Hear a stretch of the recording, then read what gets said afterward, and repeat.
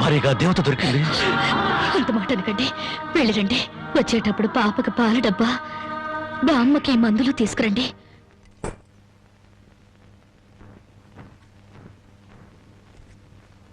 అల్లుడు అల్లుడు అల్లుడు అల్లుడు నీకు సంగతి తెలుసా? ఊళ్ళో ప్యాకాట పోటీలు బ్రహ్మాండంగా జరుగుతున్నాయి. గెలిస్తే లక్షలు లక్షలు వస్తాయి. ఒక్కసారి నువ్వు కూడా ఆటలో కూర్చుంటే. వద్దుమా, నేను పేకాట ఆడడం ఎప్పుడూ మానేశాను. అబ్బా, ఆ మానేసేదేదో ఇవాళ ఆడి మాని. కోటీశ్వర్ల అమ్మాయిని పెళ్ళంగా తెచ్చుకుని కూడు కూడా పెట్టలేకపోతున్నావు. ఆ పిల్లకి ఎప్పుడైనా పట్టుచీర కొని పెట్టావా? ఆ పాపకు గౌను కొన్నావా? నా మాట విని పౌరుషంగా దిగు, ధైర్యం చెయ్యి. వచ్చినా పోయినా ఇవాళే ఆఖరి రోజు. పెద్దోళ్ళు ఏం చెప్పారు? ఎక్కడ పోగొట్టుకుంటే అక్కడే ఎత్తుక్కోమన్నారు. నా మాటని రాళ్ళుడు రాళ్ళుడు.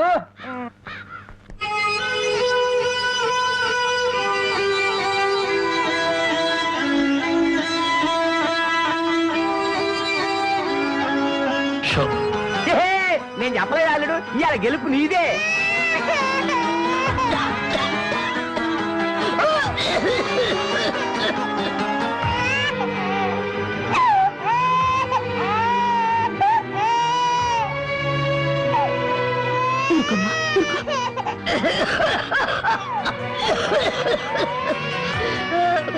బామ్మా బామ్మా, కాసేపు వచ్చుకో బామ్మా, ఆయన మందులు తెచ్చేస్తారు. ఊపిరాటలేదమ్మా.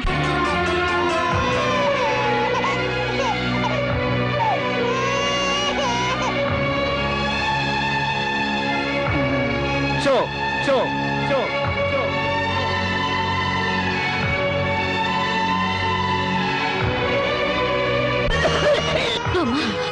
అబ్బాయి ఇంకా రాలేదమ్మా. వచ్చేస్తారు బామ్మా. పాపం బజార్లో ఏదో పనుండి ఆగిపోయి ఉంటారు. షో షో షో షో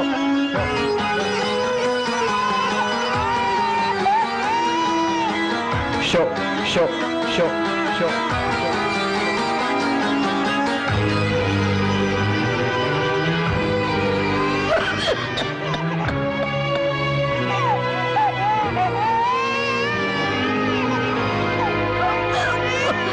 రామయ్య రామయ్య, ఆయన పొద్దుననగా బయటకు వెళ్ళారు. నీకెక్కడైనా కనిపించారా? అన్నవరాన్ని సత్యనారాయణ స్వామి అయినా వదులుతాడు గాని మీ ఆయన ప్యాకెట్ చెట్టును వదులుతాడమ్మా.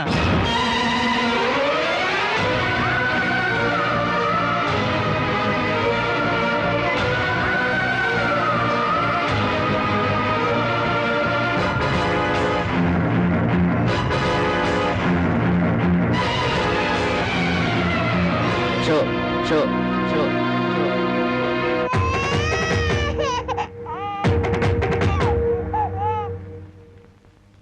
ఏంటి ఆయనకి ముక్కలు పంచుతున్నారు? ఆయన దగ్గర డబ్బు లేదుగా. మరి ఇంకా ఎందుకు కూర్చున్నావు? లేచిపోయా.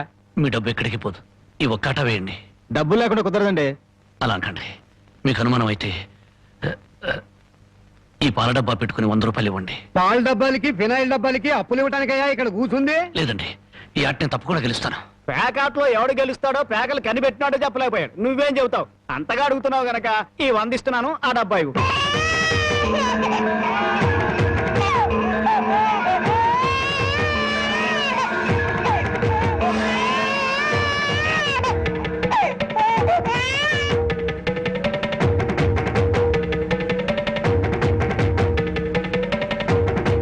షో షో షో. పేకాడ కోసం పాల డబ్బాలు కూడా తాకడ పెట్టాడు పాపం. ఇంకేముందని పెడతాడు? ఇదిగో బాబు.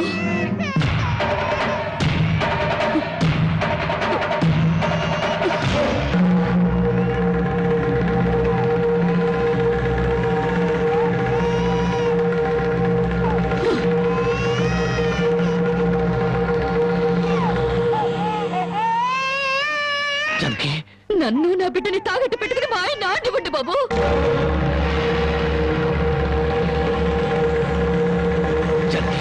నువ్వు ఎక్కడికి ఎందుకు వచ్చావు? భారీగా మీరు ఆడే ఆటం చూసి ఆనందపడదామని వచ్చాను. పసిబిడ్డ ఆకలిని బామ్మ ఆరోగ్యాన్ని త్యాగం చేసి మీరు ఆడే ఆటం చూసి గర్వపడదామని వచ్చాను. జనకి, నన్ను క్షమించు. జనకి, నన్ను క్షమించు. లేదండి, భారీగా నా ధర్మాన్ని నిలబెట్టుకున్నాను. భారతంలో ధర్మరాజు జూదంలో తన భార్యని పణంగా పెట్టిన భారతీయ సాంప్రదాయానికి నా మొగుడు వారసుడైనందుకు పొంగిపోతున్నాను. ఇప్పుడు నాతో పాటు నా బిడ్డని ఈ జూదంలో పెట్టి పాత పురాణానికి కొత్త అక్షరాలు చేరుస్తున్నాను. జనకి, నేను చేసిన తప్పే. సుఖాల్లో బ్రతికి నా ఇంట్లో కష్టాలు పడుతున్నా నీ కన్నీళ్లు తుడవాలని ఆడాను. మనిషిగా నీ ముందు ఓడిపోయాను. భార్యని ఆదరించడానికి ఇంతకన్నా మార్గం లేదా? జనకి,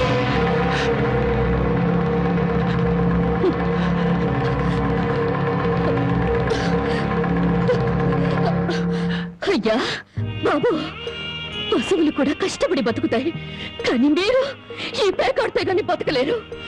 గడ్డి తిన్న పశువులకి పాలిచ్చే లక్షణం ఉన్నప్పుడు బుద్ధొచ్చిన మీకు ఈ పేకాట మీద సంపాదించి గడ్డి తినే అలవాటు ఎందుకు వచ్చింది, ఎలా వచ్చింది? భారతంలో 105 జూదం ఆడితే ఈ భారతదేశంలో పేటకి భారత జూదం నడిపి మీ సంసారాలు ఎందుకు పాడు చేసుకుంటున్నారు?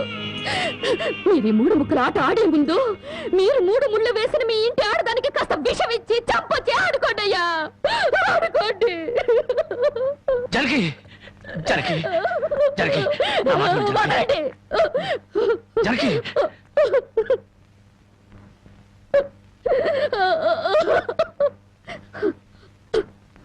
బామ్మ, నేను మోసపోయాను. ఆయన్ని మనిషిగా మంచివాడిగా మార్చగలిగానని సంబరపడ్డాను, కానీ అదంతా అబద్ధం, భ్రమ. నేను చేతకాని దాన్ని, అసమర్థురాల్ని, మొగడి మనసు దిద్దుకోలేని పిచ్చిదాన్ని. నన్ను క్షమించు బామ్మ, ఇక నేనేమి పట్టించుకోను. నీ మనవరాల్ని మనవణ్ణి బాగు చేసుకుంటావో పాడు చేసుకుంటావో నీ ఇష్టం.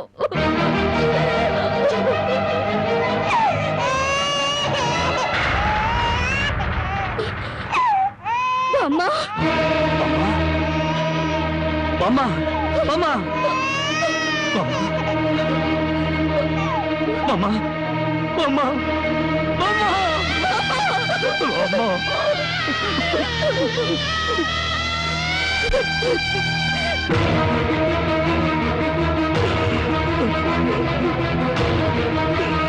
ఎందుకండి ఏడుస్తారు? ఆవిడ చచ్చిపోయిందని సంతోషించండి. మీరింకేం పని చేసినా అడగడానికి పెద్ద దిక్కు లేదు, మీరేం చేసినా అడగడానికి ఆ పసడానికి నోరు లేదు. నేను కూడా పోతే మీకు అడ్డు చెప్పేవాళ్ళు, మీ కాళ్ళకి అడ్డు పడేవాళ్ళు, కానీ వంటనే ఉంటారు.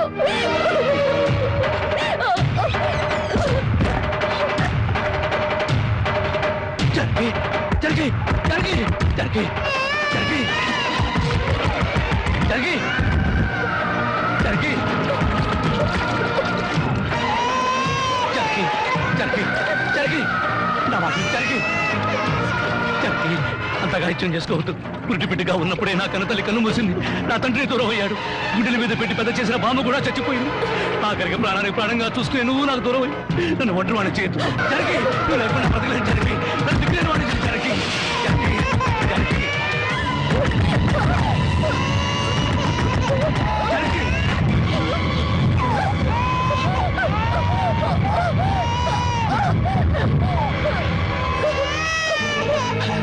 జరిగి జరిగి జరిగి జరిగి జరిగి అమ్మా జరిగి ఈ జరిగి ఎంత పని చేసావు జరిగి జరిగి నువ్వు లేకుండా నేను ఒక క్షణం కూడా బ్రతకను జరిగి మనతో లేకుండా మన బిడ్డగత ఏమవుతుంది జరిగి జరిగి జరిగి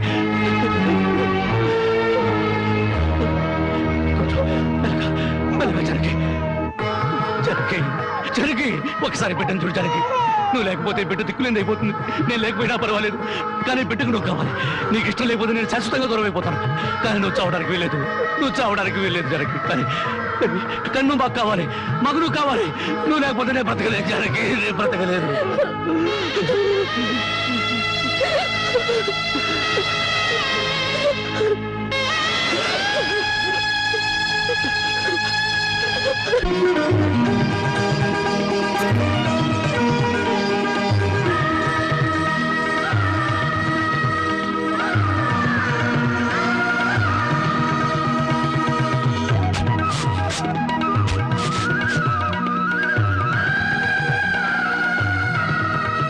జానకి, జానకి, ఎక్కడవండి ఇవన్నీ? ఎక్కడేంటి? కష్టపడి పనిచేసి తీసుకొచ్చాను. బామ్మంటే ఎంత సంతోషించదా? అవును, ఇంతకాలం ఎవరూ మార్చలేని మూర్ఖుణ్ణి నువ్వు మార్చినందుకు చాలా సంతోషించేది. ఇదిగో, నా మొగుడిని మూర్ఖుడంటే నాకు చెడ్డ కోపం వస్తుంది. కోపం వస్తే ఏం చేస్తావు? ఇలా వాటేసుకుంటావు, అంతేగా? ఉండండి, పాపం. చూడు జానకి, ఈ రోజు నా కూలి డబ్బుల్లో నా బుజ్జి పాపాయికి 5 రూపాయల చాక్లెట్లు, నా ముద్దుల పెళ్ళానికి 5 రూపాయల పువ్వులతో పాటు ఈ సామాన్లు కొనగా ఇదిగో 30 రూపాయలు మిగిలింది. అబ్బా, ఈ లెక్కలన్నీ నాకు చెప్పాలా? మరి నా సంపద నా ముద్దుల పెళ్ళానికి కాకుండా పక్కింటోడి పెళ్ళానికి చెప్పమంటావా? చాలండి, స్నానం చేద్దరు. పద.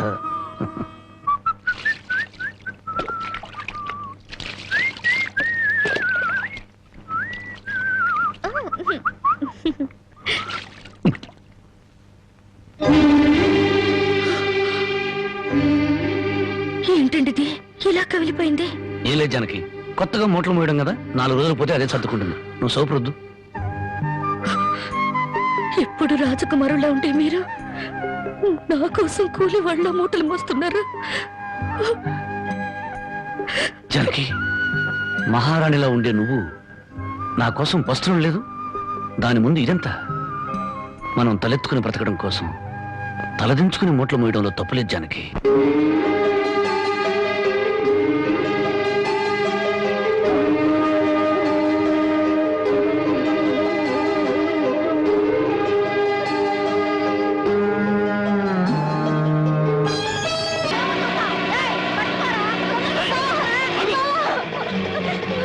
అగో జ్యోతి, ఏం జరిగింది? బావా, మా ఆయన నన్ను చంపబోతున్నాడు. ఏమండి, ఏం చేసిందని ఈ అమ్మాయిని చంపబోతున్నారు? ఏం చేసిందా? ఆ పాపిష్టిదాన్ని అడుగు. ఉద్యోగం చేయడానికి దుబాయ్కి వెళితే ఇది బలి తగ్గించి ఒళ్ళు బలిసి ఓళ్ళ మీద పడి సంపాదించడం అలవాటు చేసుకుంది. లేదు బావా, చావునైనా చేస్తాను గాని నిజాయితీని చంపుకుంటానా? నిప్పులా బతికేదాన్ని నీటి తప్పుతానా? ఏంటే సీతమ్మ తల్లికి వారసులాగా మాట్లాడుతున్నావు? నీ నిజాయితీ ఏంటో ఈ ఊళ్ళో ప్రతి ఒక్కరి చేత చెప్పిస్తాను. చెప్పించండి అత్తయ్య. నిజంగా నేను చెడిపోయిన దాన్ని అయితే ఆయన నన్ను చంపక్కర్లేదు. నా ఒంటి మీద నేనే కిరసనాయిలు పోసుకొని తగలబడి చచ్చిపోతాను. నువ్వు ఊరుకోమా, వీళ్ళ మాటలకేంటి? చూడరాం బాబు, ఏడాది నుండి దుబాయ్ నుంచి ఈయన డబ్బు పంపకపోయినా ఆ అమ్మాయి ఎంత నీతిగా బతికిందో ఆ ఊరి పెద్ద నాకు తెలుసు. ఏంటయ్యా దాని గురించి నువ్వు తెలుసుకున్న నీతి? ఏడాది నుంచి నా కొడుకు డబ్బు పంపకపోతే మెళ్ళ గొలుసు చెవులు కారింగులు ఎవడి పక్కన పడుకొని సంపాదించిందో చెప్పు. అతను గారు, నేను చెప్తాను. దుబాయ్లో ఉన్న నీ కొడుకు సంపాదన పెరిగేసరికి బాగా డబ్బున్న అమ్మాయితో 2వ పెళ్లి చేయాలన్న దుర్బుద్ధితో నీ కొడుక్కి లేనిపోని ఉత్తరాలు రాసి జ్యోతి మీద అనుమానాలు తెప్పించావు. ఆ అనుమానంతో నువ్వు డబ్బు పంపకపోయేసరికి 10 మందిలో నీ పరువు పోతుందని రాత్రిపూట మా ఊరిచి కూలి పని చేసి కడుపుకు తిండి కూడా సరిగ్గా తినకుండా డబ్బు దాచిపెట్టి గిల్టి నగలు వేసుకుంది. ఏంటి బాబు, రాత్రిపూట కూలి పని చేసుకుని వెళ్ళేదా? నీ ఒక్కడితోనే చేసేదా ఇంకెవరితో అయినా చేసేదా? అమ్మాయి, మళ్ళీ ఆ కోత కూసావంటే పళ్ళు నలగొడతాను. జ్యోతి నా తోబుట్టు కన్నా ఎక్కువగా ప్రేమించే ఆత్మీయురాలు. చూడు, ఆడది తప్పు చేయాలని నిర్ణయించుకుంటే ఆమెను 7 సముద్రాల అవతల కట్టి పడవేసిన కట్లు తెంచుకుని వచ్చి తప్పు చేస్తుంది. కానీ ఇతనే నా భర్తాన్ని నమ్మిన ఆడది ఎంతటి మహారాజు వచ్చినా సరే కన్నెత్తు కూడా చూడదు. తను కట్టెల్లో కాలిపోయేంత వరకు భర్త అడుగుజాడల్లో నడవాలని చూస్తుంది. తన భర్త ఊళ్ళో ఉంటే అతనితో కాపురం చేస్తుంది. అతను ఊరు వదిలి వెళితే అతని జ్ఞాపకాలతో కాపురం చేస్తుంది. అదేరా భార్య అంటే. ఒరేయ్, అమ్మ చెప్పింది అబ్బ చెప్పాడని పెళ్ళాం మీద అనుమానం పడ్డం కాదురా. నువ్వు చస్తే నీ తల్లి, తండ్రి, అక్క, అన్న నీ శవం మీద పడి ఒకే ఒక రోజు ఏడ్చి కర్మకాండలు తిరగానే ఎవరి దారిని వాళ్ళు వెళ్ళిపోతారు. కానీ మొగుడు చనిపోయిన నిమిషం నుండి అన్ని సుఖాలను తన భర్త శవంతో పాటు పూడ్చిపెట్టి తను గట్టిగా మారే వరకు భర్తనే తలుచుకుంటూ ఉండే ఒకే ఒక జీవిరా భార్య అంటే. మగాళ్ళకి మనసు మారుతుంది గానీ ఆడవాళ్ళకు కాదురా. భార్య గుడ్డుబోతురాలని చెప్పి ఎందరో మగాళ్ళు 2వ పెళ్లి చేసుకుంటున్నారు. కానీ ఏ భార్య అయినా మొగుడు బిడ్డను పుట్టించలేకపోయాడని చెప్పి 2వ పెళ్లి చేసుకోవడం ఎక్కడైనా విన్నావంటరా? అదేరా భార్య అంటే.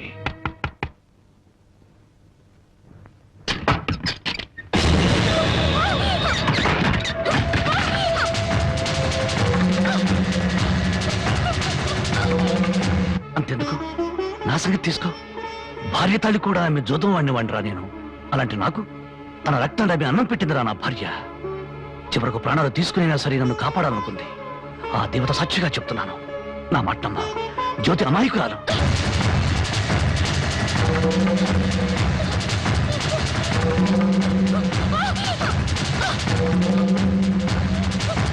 నన్ను క్షమించండి. లేనిపోని అనుమానాలతో జ్యోతిని అవమానించాను.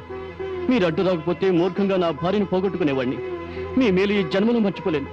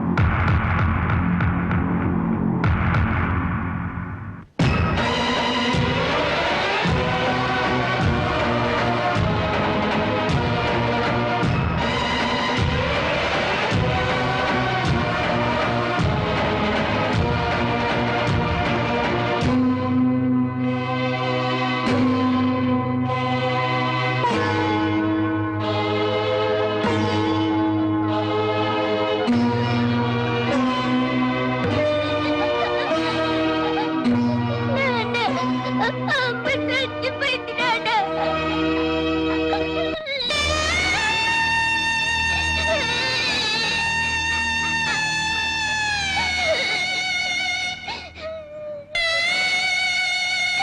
జనకి జనకి జనకి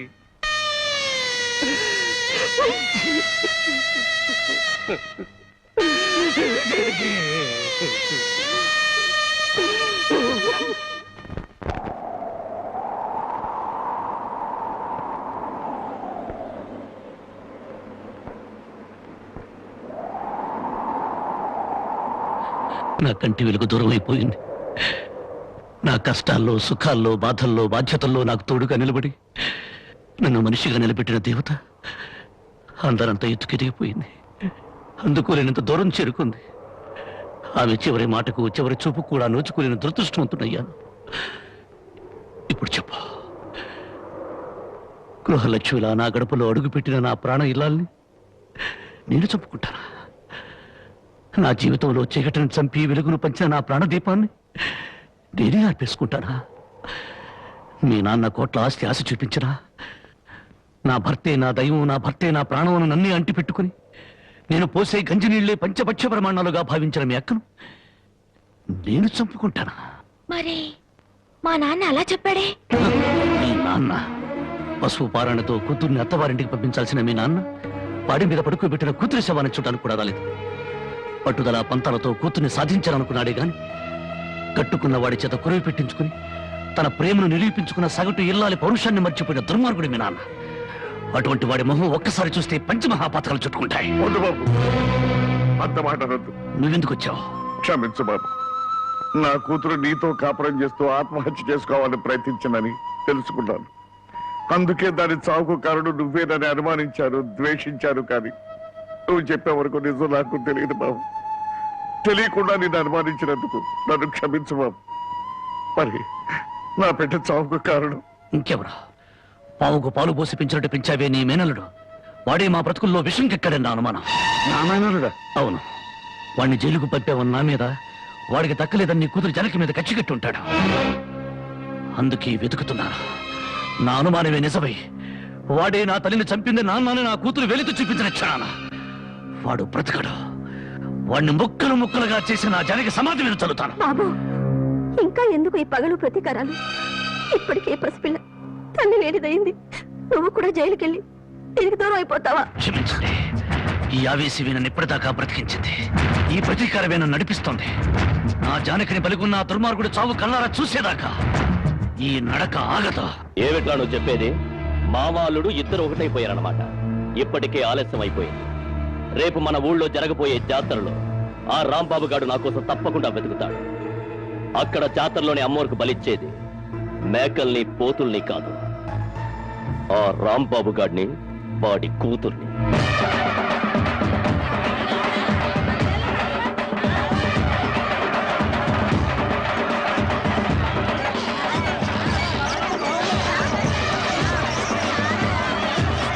నువ్వు కూడా రంగరాటం తిరుగుతావా?